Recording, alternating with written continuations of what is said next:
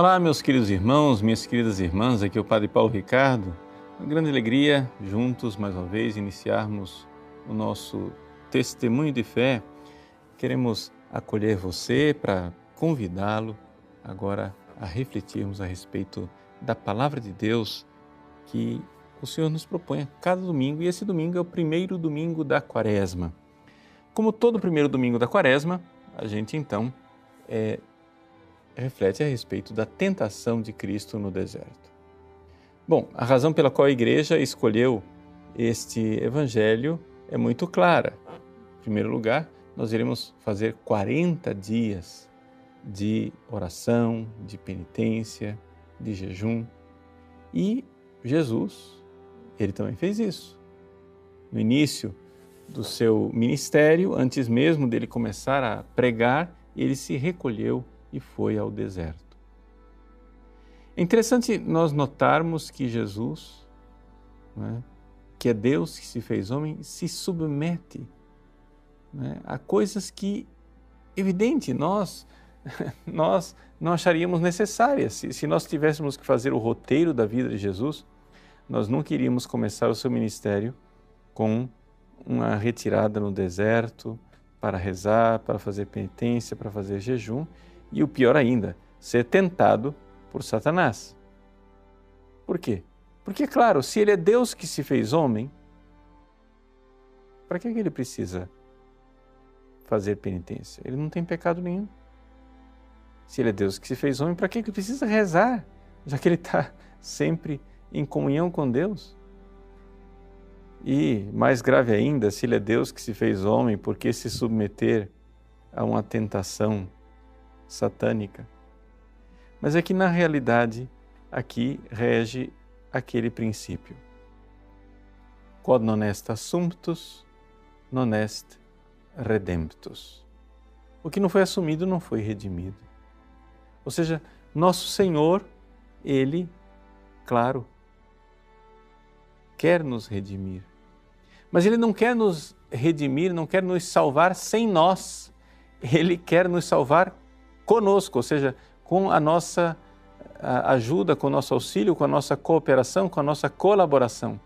Então, Jesus, aqui, no deserto, Ele faz o que nós devemos fazer, para que na sua vitória nós recebamos a graça de vitoriosos passar pelas mesmas coisas. Vejam, Santo Agostinho diz assim: aquele que te criou sem ti, não te salvará sem ti. Nós precisamos nos esforçar. Jesus revelou isso. Esforçai-vos para passar pela porta estreita. Sim, nós seremos salvos pela graça, mas não seremos salvos sem cooperar com esta graça, sem abrir o nosso coração para a graça. E Jesus faz exatamente isso. Jesus mostra para nós como nós devemos agir em nossas vidas. Ele vai para o deserto, passa 40 dias em oração e em jejum, e ali ele é tentado por Satanás. Quando Jesus, então, vence os inimigos da alma, ele está nos dando a graça de vencermos também nós. E quais são esses inimigos da alma? Veja, está tudo lá. Deserto, jejum, Satanás. Quem é que Jesus venceu indo para o deserto? Ele venceu o mundo. Então quer dizer que você deve imitar Jesus, também fazer deserto na sua vida para vencer a influência do mundo. Quem é que Jesus venceu quando fez jejum? Ele venceu a carne. E você? Você também deve imitar Jesus, fazer jejum, receber a graça dele, da vitória dele, para vencer a carne. E quem é que Jesus venceu na tentação? Ele venceu Satanás. E você também precisa vencer Satanás. Na luta de Jesus aconteceu a vitória e você recebe a graça para vencer esse nosso grande inimigo. Então vamos parar um pouco e refletir sobre essas três realidades, esses três inimigos da alma que nós precisamos vencer na nossa luta quaresmal, ou seja, na nossa ida com Jesus para o deserto. Primeira coisa, o mundo. Vejam, o mundo, ele quer fazer de tudo para que a gente se afaste de Deus. Você resolve no deserto, da sua vida, ter tempo para Deus. Isso é uma das coisas mais importantes. Nós precisamos ter tempo para Deus. Nós precisamos verdadeiramente nos recolher, senão nós não vamos nos encontrar com Ele, com aquele que é o vitorioso, com aquele que nos dá a graça. Se você não tiver vida de oração, se você não se recolher das influências do mundo, você nunca vai ser santo. Você vai dizer, mas padre, Deus criou o mundo é bom. Não, não é desse mundo que nós estamos falando. Nós não estamos falando do mundo criado por Deus, nós estamos falando do mundo de maldade inventado pelo homem, por influência do diabo. Existe um mundo que não quer a nossa união com Deus. Qualquer um de nós já fez essa experiência. Quando você se decide mudar de vida, decide amar, decide ser mais devoto, voltar-se para Deus, largar a vida de pecado, etc., imediatamente o mundo já se comove para convencer você do contrário, para dissuadir, dizer, não, larga disso, para com isso. Quando você resolve que você vai ter uma vida um pouco mais regrada, vai ter tempo de oração, vai participar das coisas da igreja, e imediatamente o mundo vem para nos acusar e dizer, não seja fanático, para que esse exagero? Não precisa de nada disso. Bom, se nós vamos fazer quaresma, se nós vamos nos encontrar com Deus, nós precisamos aqui fechar as janelas para que, recolhidos, a gente pare de ter essas influências do mundo que nos afastam de Deus. Então Jesus vai para o deserto. Jesus vai para o deserto para se encontrar com Deus na oração. Claro, Ele é Deus que se fez homem, mas Ele sabe que nós precisamos disso. E na vitória de Jesus, na decisão de Jesus de ir para o deserto, está ali a primeira batalha que todos nós precisamos fazer.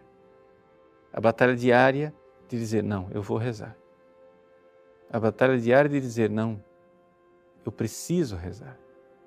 Sem a oração, eu nada sou, eu não tenho força nenhuma. É evidente que o mundo vai tentar nos convencer do contrário. Santa Teresa d'Ávila, no capítulo 21 do seu Caminho de Perfeição, ela diz que quem toma a decisão de ter uma vida espiritual, de rezar, de viver com Jesus, de iniciar essa caminhada, quem toma a decisão de, como Jesus, ir para o deserto, vai receber oposições. E ela diz assim, digo que muito importa, sobretudo, ter grande e muito determinada determinação de não parar enquanto não alcançar a meta. Surja o que surgir, aconteça o que acontecer, sofra-se o que se sofrer, murmure quem murmurar, mesmo que não se tenham forças para prosseguir, mesmo que se morra no caminho ou não se suportem os padecimentos que nele há, ainda que o mundo venha abaixo, diz Santa Teresa. Ela é bem clara no fato de que se você quer ter uma vida espiritual, veja, não conte com os aplausos dos seus companheiros de trabalho, não conte que os seus colegas vão achar isso a coisa mais maravilhosa do mundo. Você vai ter que ter muito determinada determinação.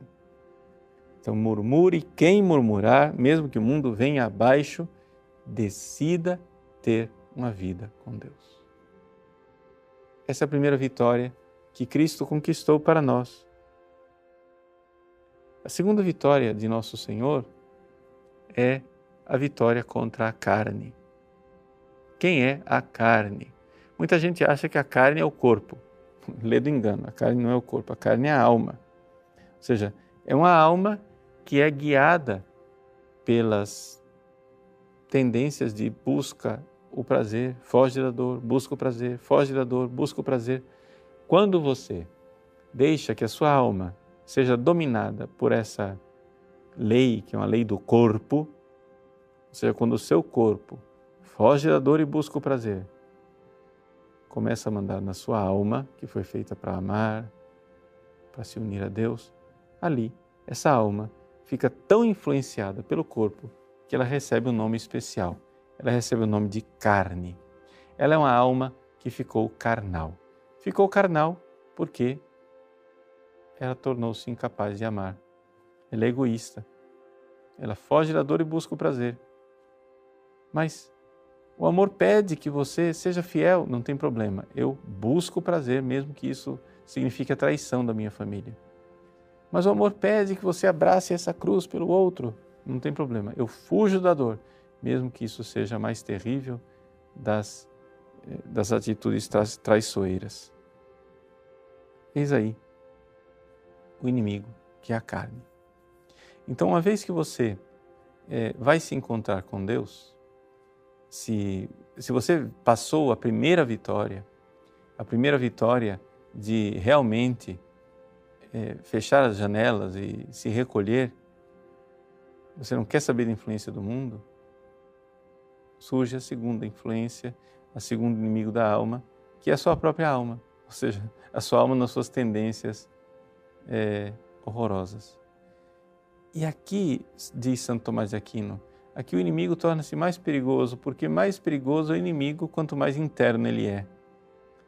Ou seja, é muito mais perigoso o cavalo de Troia que está dentro das muralhas da cidade do que os exércitos atenienses que estão nas praias. É muito mais perigoso o inimigo interno.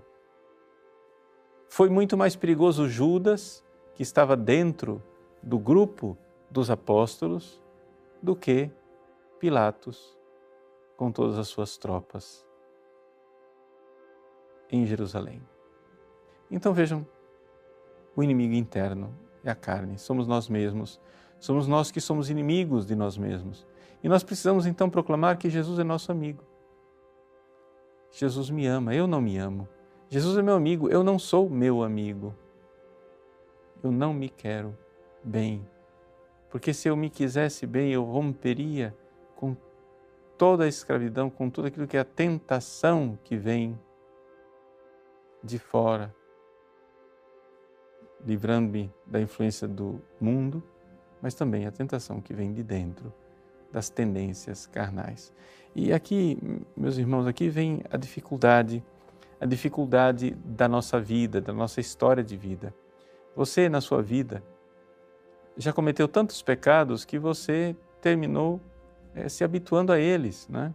Como a gente diz no ditado popular, o cachimbo entorta a boca. Ou seja, você já se habituou, você já se acostumou com o pecado. Então, aqui está a grande tragédia, né? Nós temos esse inimigo interno que está em nós. E a penitência da Quaresma é exatamente isso. É a gente lembrar que nós temos que contrariar o nosso corpo. A alma precisa mandar no corpo. Então, aquela pequena penitência que você faz, um jejum moderado, deixar de comer doce, aquelas coisas que você gosta, o café, né? Tudo isso é a sua alma dizendo para o seu corpo: vamos lá, pare de mandar em mim. Vamos obedecer ao toque da graça, o Espírito Santo que nos conduz. Então, todos esses exercícios quaresmais têm uma finalidade, não é? Fazer com que a carne seja vencida, não é? Então, essa é a primeira coisa que a gente tem para colocar no deserto, né? A primeira batalha foi entrar no deserto. A segunda batalha é, uma vez no deserto, começar a vencer a carne. Mas aí vem o terceiro inimigo da alma. O terceiro inimigo da alma é o diabo. Por quê? Porque nem tudo vem de dentro de nós. o inimigo traiçoeiro, ele quer que nós sejamos vencidos, ele é invejoso, não é? E ele quer que a gente verdadeiramente se afaste de Deus. Agora, a pergunta é, por que é que Deus, que é bom, por que é que Deus, que é amor, quer que a gente seja tentado por Satanás? É um grande mistério. Bom, veja só. É importante você lembrar que se você não luta por nada, você não ama nada. Ou seja, uma das mais claras manifestações de amor é lutar pelas coisas que nós amamos. Nós lembramos aqui a famosa Vida de Santo Antão, escrita por Santo Atanásio, né? Numa das passagens em que Santo Antão tem que enfrentar Satanás, no número 10 da vida, Vita Antoni, a vida de Santo Antão, escrita por Santo Atanásio, depois que Antão sofreu bastante, etc., de repente aparece Jesus. E Antão, então, depois de muito sofrimento, de luta com o diabo, de dores tremendas, ele pergunta, perplexo, a Jesus: onde estavas? Por que não apareceste no início para fazer com que as minhas dores cessassem? E então, Jesus responde: Antônio, eu estava aqui, mas eu esperei para ver a tua luta. Eis aí a resposta de Jesus. Eu estava aqui, mas eu queria ver a tua luta. Por quê? Porque Jesus é sádico, quer ver a gente sofrer? Não. Ele quer nos dar a chance de nós amarmos. Então, Jesus vai para o deserto e luta com Satanás, porque naquela vitória de Jesus está também a nossa vitória, e Ele nos dá a graça de nós vencermos. Porque, é claro, com nossas forças não somos capazes de vencer as tentações demoníacas, mas com o auxílio da graça, com a ajuda de nosso Senhor, com a sua bondade, nós podemos lutar. E podemos ter a certeza que enquanto nós lutamos, nós não estamos sozinhos. Ele está conosco, Ele está aqui. Ele está aqui vendo a nossa luta e dando a graça para fortalecer a nossa luta e para fazer com que nós não venhamos a sucumbir debaixo do poder do inimigo. Então esse é o terceiro inimigo da alma. Veja aí, como Jesus, então, no Evangelho desse domingo, digamos que institui a Quaresma. Ele vai 40 dias para o deserto, não é? E com isso ele vence o mundo, cortando relação com o mundo e indo para o deserto. E nessa vitória, ele nos dá força de também nós nos recolhermos quando nós precisamos rezar, nos recolhermos quando nós precisamos largar, deixar de lado locais que não são apropriados, boates, danceterias, coisas assim que nos levam a pecar. É necessário cortar com aquele grupo de amigos inoportunos que só me convidam para o pecado, cortar com aquela lista de WhatsApp que constantemente me manda mensagens pornográficas, cortar com essas más influências, cortar com aquelas pessoas que na hora que eu vou para a igreja e vou rezar, diz, não, que é isso, vamos para o boliche, vamos para o bar, beber uma cervejinha, vamos fazer alguma coisa, afinal, Deus é bom. Veja, você precisa ter seus momentos com Deus.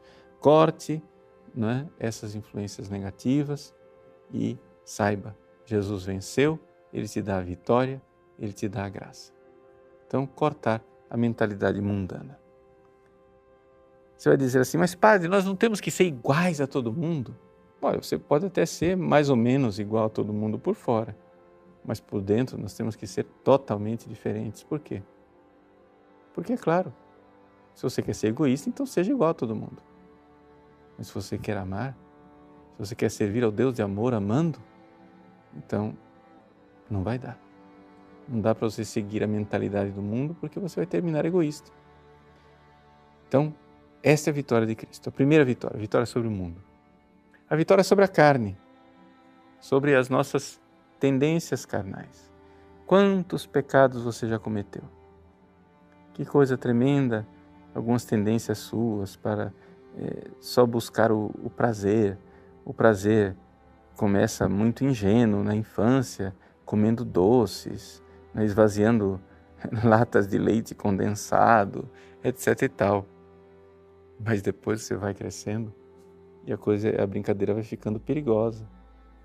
Você começa bebendo uma cervejinha prazerosa, da cerveja passa para bebidas destiladas, das bebidas destiladas você passa para as drogas, das drogas você passa para a autodestruição. E tudo isso porque você buscava o prazer, porque você queria ser feliz. Mas o problema é que se você for guiado pela carne, você vai procurar a felicidade onde ela não se encontra. Esse é o nosso grande pecado. E nós precisamos então, lenta e pacientemente, educar o nosso corpo para essa realidade. Vejam, sentir prazer não é pecado. O problema é quando o prazer se torna a razão de ser de nossa vida e toma o lugar de Deus. Buscai primeiro o reino de Deus e tudo mais vai ser acrescentado. Uma forma de você viver isso concretamente é você assumir as penitências da Quaresma, fazer alguma penitência, onde o seu corpo, veja, se una à dor de Cristo na cruz. E então a vitória de Cristo vai acontecer na sua vida. Nós iremos ver essas tendências carnais desordenadas que estão dentro de nós, sendo aos poucos destruídas, transformadas. E, finalmente, a terceira vitória, a vitória de Satanás. Ninguém diga que o demônio não existe, que Satanás não existe, porque, ao final das contas, é uma das maiores evidências que nós temos no Evangelho. No Antigo Testamento quase não aparecia a presença do demônio, mas quando aparece Jesus, então parece que existe uma irrupção. Os demônios começam a aparecer na Bíblia mais do que jamais tinham aparecido anteriormente, porque Jesus vem para vencer e ele sabe que tem pouco tempo. O diabo, ele não cochila, ele não dorme, não tira férias, ele está focado o tempo todo na sua perdição. É por isso que Deus, na sua bondade, nos deu a ajuda dos anjos da guarda. Por quê? Porque ao nosso lado nós temos essa pessoa santa e bondosa que está focado na nossa salvação. Então, quando nós perdemos o foco, o anjo da guarda está focado. Só que existe uma grande diferença. O diabo entra na nossa vida sem pedir permissão. O anjo da guarda interfere em nossa vida quando nós nos abrimos. Então, a vitória de Cristo também aqui é uma vitória através do ministério dos santos anjos de Deus. Vejam como a narrativa de São Marcos fala exatamente isso, que depois que Jesus tentado, foi vitorioso sobre Satanás, os anjos o serviam. E nós também temos os nossos anjos servidores que podem nos ajudar nesta luta e nos dar a vitória que certamente iremos alcançar com a bondade de Deus. Então que nesse primeiro domingo da Quaresma você se volte para Deus, para essa grande vitória de Deus, através da vitória de Cristo, que venceu o mundo indo para o deserto, venceu a carne jejuando e venceu Satanás pisando na cabeça da serpente de todas as tentações para nos dar a vitória. Na vitória de Cristo, a graça, para que sejamos também vitoriosos. Deus abençoe você. Em nome do Pai, do Filho e do Espírito Santo. Amém.